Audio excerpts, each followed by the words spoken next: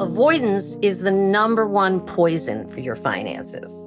When people are just like, I'm too busy to cook, I've got to get takeout, we're just too busy, things are just too busy. You got to sit back and decide and figure out, as the adults in the household, what is making you so busy? Because it's starting to hurt your finances. It's probably hurting your health. Let's get to the bottom of all that. Money is a funny topic because more times than not, people feel ashamed talking about it, yet it is one of the most prevalent aspects of all of our lives. Most financial advisors will tell you that after figuring out your basic figures, like how much you make versus how much you spend, the second most important piece of financial health is having an emergency fund. Financial security looks different for a lot of people. Between debt, rent, childcare, subscriptions, rising costs, and the general unpredictability of adulthood, building a financial cushion can feel easier said than done. Today, we're talking about what it really means to build a 90-day safety net. How much do you actually need? Where does that money come from if things already feel tight? And how do you start saving without making your life feel totally joyless in the process?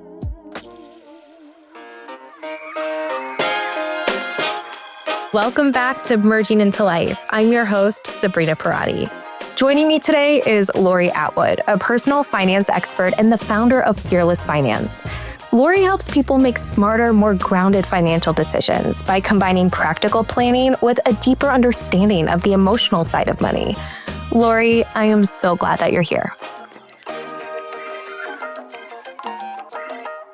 I am so excited for our conversation. There's a lot to talk about when it comes to finances, but today I really want to focus our chat on building out an emergency fund. So we have probably all heard about that 3 to 6 months of emergency savings.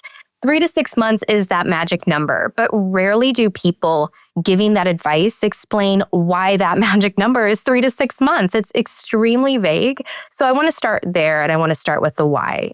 So specifically, the 3-month cushion. When you talk about a 90-day safety net, what makes that number so important? First of all, thank you for having me. It's great to be here. Second, to me, the 3 to 6 months of emergency savings is the second thing you do with your financial plan. Oh, okay, great. What's the first? The first is you make sure that you are on a consistent basis spending less than you earn. Period. There is nothing more important than that. Period. Once you've checked that box, then we want to pivot to the balance sheet. And that means making sure your savings and debt are being managed. So the first thing for savings is, do you have an emergency fund? So why is it typically 3 to 6 months? I have to be honest with you. I'm telling clients now that we want 6 months minimum, because here's why. Comes originally from the fact that it takes at least 3 months to unwind the very key positions in your life if you need to. Even if you're single, right? So let's say divorce is off the table. And let's say you're young, so you're healthy. We don't have to worry about any sort of disability. Boom, you get laid off. There's nothing you can do that day. You need a couple of months to, one, possibly break your lease, possibly sell your place, possibly get a roommate, possibly move in with family. Now, in the best case scenario, which I don't believe is this current economy, but in the best case scenario, 3 to 6 months of runway allows you to remain in your home while you look for that next job. So it's the new minimum on a temporary basis, because the no fire, no hire will go away once a lot of the uncertainty goes away. And there's a ton of uncertainty right now. Now, I want to clarify what an emergency fund should actually be used for. I think it is safe to say that an emergency fund consists of a person's non-negotiable bills, or how I like to view it as the bills that keep the lights on. Would you agree with that? Yeah, and I would go further, to be honest. If you're a household of 4 people, you have a mortgage, you've got 2 little kids, and depending on what part of the country you're living in, you could be spending $8,000 a month right now while everything's good and everybody's employed. I would want you to have 6 times 8, which is 48,000. Why 8? Because if something happens to my job, we're not going to go out to eat anymore. That's what everybody says. But the reality is it's never zero. Eating out, clothing, any entertainment, a book, a magazine, a movie tickets, whatever. That to me is all discretionary. All of that comes under discretionary spending. It is never zero. My mother is 90 and it's not zero. You'll be able to cut it down, but it won't be zero. And so when we calculate the emergency fund, I typically don't give people a bunch of discount for, well, we won't be doing this and we won't be doing that. It's hard. So you need to factor all that in. Life still happens. So I want to kind of walk through like a very basic example of how to calculate an emergency fund with that extra leeway for discretionary, like you talked about. So let's say somebody is like, how do I calculate this? I think to start by making a spreadsheet of those non-negotiable bills. But then to your point, adding a little bit of extra discretionary in there. Is there a certain percentage that you would add on top of the non-essentials to account for that discretionary that will inevitably happen? I rarely use percentages there. So the first thing I would add is definitely make a list, whether you use a spreadsheet or you just want to use a piece of paper or whatever you're comfortable with. But remember, somebody may be doing therapy, occupational or talk therapy or whatever. You've got a dog. The dog has certain needs. There might be other loans that you're servicing. These are still all contractual obligations. They're not discretionary, right? Maybe you have a home security system. It's $50 a month. These things, they're contracts. You can't break them, or it takes a while to get out of them, whatever it is. For discretionary, for a single adult in most urban areas of this country. So this would not be in a place that is not urban, but at this point in the game, it's $1,000 a month of discretionary. It's part of life. We all want to go to the movies once in a while. That is true. And what I don't want to have happen, but I see happen all the time, is people decide that they're suddenly going to become an ascetic and they're going to live a life of no discretion, no joys at all. Then there's just an explosion and then you end up spending a whole lot more. So allow yourself the occasional cup of coffee, just not 2 a day. Allow yourself the occasional movie, allow yourself the occasional takeout. Reduce it as much as you can, but allow yourself some of it. And what I'm saying here is that even in the tightest of circumstances, I still think for one adult, that's got to be $800 to $1,000 a month. So the contractual non-essential expenses plus $1,000 per adult per month times 6 months or 9 months. Yeah, that's a very basic way to calculate it. If you're a client of mine, you know exactly what you're spending each month. But if you sit down with a piece of paper or a spreadsheet and really you've got to lift up every rock. You've got to remember all the stuff that you pay for. Don't just take a broad swipe at it because there's usually a few $100s of stuff that we all forget about. So $8,000, let's say, times 9 months, that is $72,000. So let's talk about that. Okay, that is scary, Lori. That is extremely daunting. And I can see how that can be just frustrating for people to hear that, especially when money's already tight. The basis of all financial planning, personal financial planning, is that how much that burn rate each month. I said that at the beginning of our discussion. I'm going to say it again, right?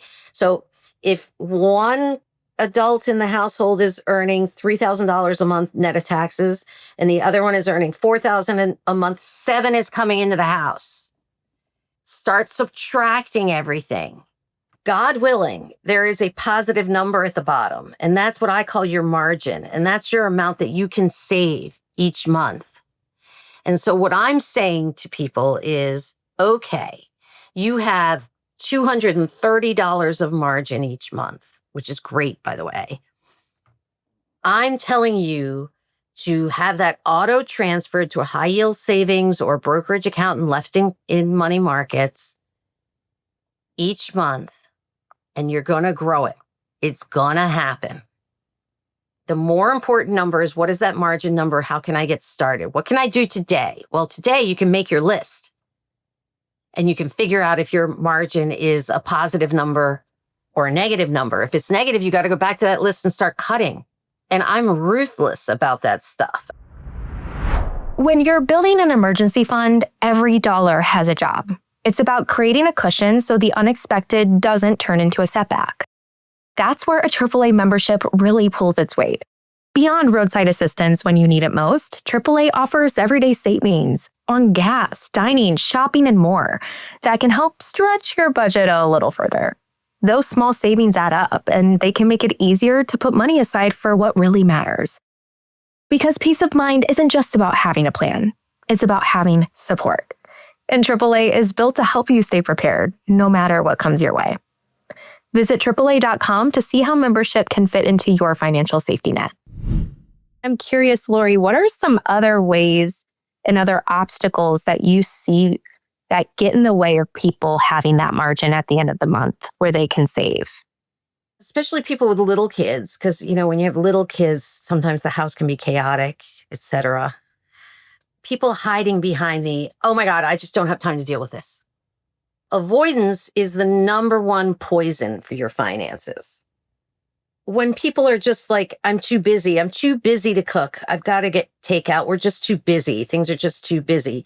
You got to sit back and decide and figure out, as the adults in the household, what is making you so busy? Because it's starting to hurt your finances. It's probably hurting your health. So let's get to the bottom of all that. And what are the main goals? Maybe the main goal is moving to a larger house. Maybe the main goal is retiring early. Great. But every single trip to the carryout is exactly competing for those same dollars. So don't blame the dollars. It's the adult that is having to make that priority decision. Somebody's going to do that stuff. Somebody's going to repair the lamp instead of replacing it.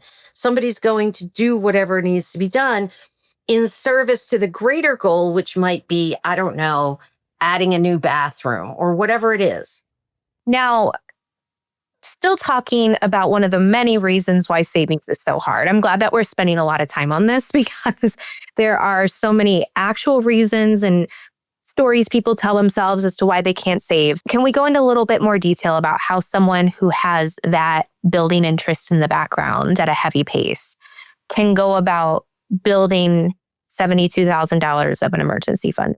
The first thing I would say is, has that person figured out what made the accumulation of credit card debt? If it's a one-off thing, fertility treatments, a divorce, some hideous car accident or something like that, is it done? Okay. If it's done, then what we know is we've got this debt and it's circled and we need to just service it.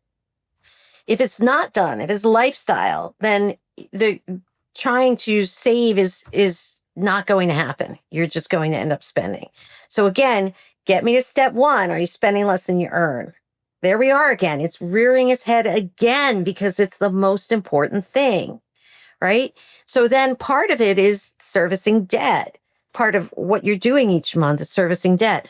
And if you accumulate more debt, there's more debt to service. And that is how people go bankrupt. So we covered a lot of reasons why the big reasons, hopefully, why people struggle to save some money. Now, I want to talk about logistically, when someone sits down and they realize they have money to save, how to go about doing that consistently. And one of the most overwhelming things for people is just kind of knowing where to save the money. So where do you recommend that you put an emergency fund? So I have two options for people. Either a high yield savings, just Google it, there'll be 1 million. Anybody reputable is fine, right? FDIC insured and reputable makes sense. Or a brokerage account in the money market, which is usually the settlement account. The money market fund and or settlement account is not a stock.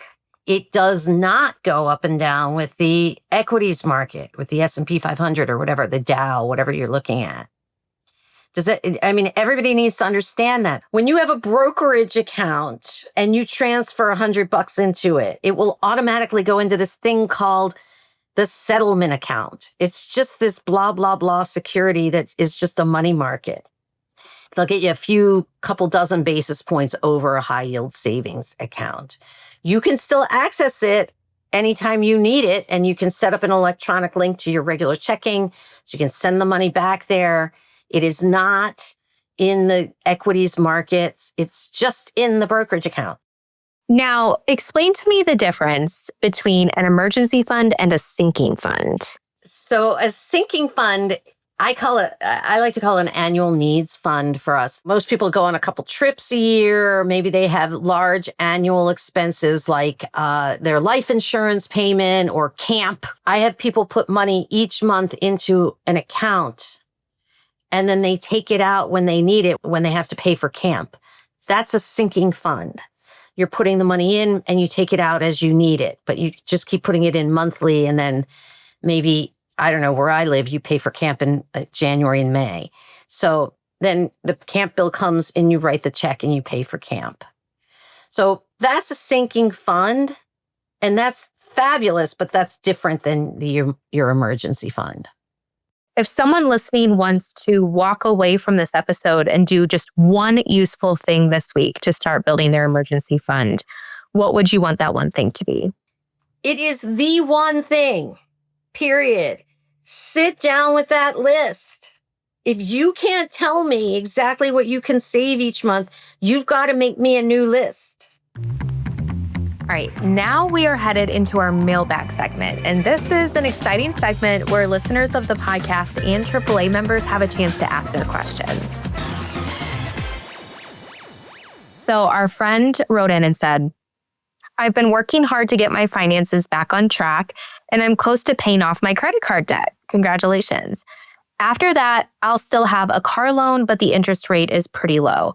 I have a bonus coming up, and I'm wondering what the best move would be, since I know it's usually good practice to have an emergency fund, but also like the idea of being totally debt-free. Is it smarter to use that money to pay off the car loan faster, or should I focus on building an emergency fund first? 100% emergency fund. 100% emergency fund. If you have a solid car loan with a decent interest rate, as long as you plan to keep that car, don't worry about it. Debt is not evil. What is bad debt. A good, solid, securitized loan at a good rate, fabulous. Just continue to pay that car off and keep it. That's the most important thing about cars, is keeping it. And put that money into a high yield savings account or your brokerage account in the money market. And that's going to be the basis of your emergency fund. Great work to the listener. That's fabulous news. I know. They got rid of that bad debt, which we all want to see. And now focus on building up that cash cushion. Absolutely. All day long, that would be emergency savings. Absolutely. If someone wants to reach out to you because they need help with it, where can people find you? Oh my gosh, please. Absolutely. So go to fearlessfinance.com, which is our site, and there's a contact form. Fill it out. A planner will get back to you in one business day. You can set up a free intro call and just see if the chemistry's right, your questions are getting answered, that kind of thing. Our site has lots and lots of other resources as well. On social media, you can find us at pretty much any Fearless Finance handle. Lori, thank you so much. You have been a wealth of knowledge. I feel like there were so many topics we could have gone down and explored something else completely. So thank you so much. It's been a pleasure. Thank you so much for having me. It's so fun. A 90-day safety net can sound intimidating, but this conversation was such a good reminder that you do not have to build it all at once. You start by getting honest about your expenses, giving yourself a realistic plan, and saving what you actually can on a consistent basis. Lori also helped clarify that there is a difference between your emergency fund, your oopsies fund, and your sinking fund, and knowing which is which can make money feel a lot less chaotic. At the end of the day, financial stability is not about being perfect. It is about being prepared. If you found this episode helpful, leave a review and share this episode with a friend who could use it. It helps more than you know and helps more people find conversations like this one. Thanks for being here with us.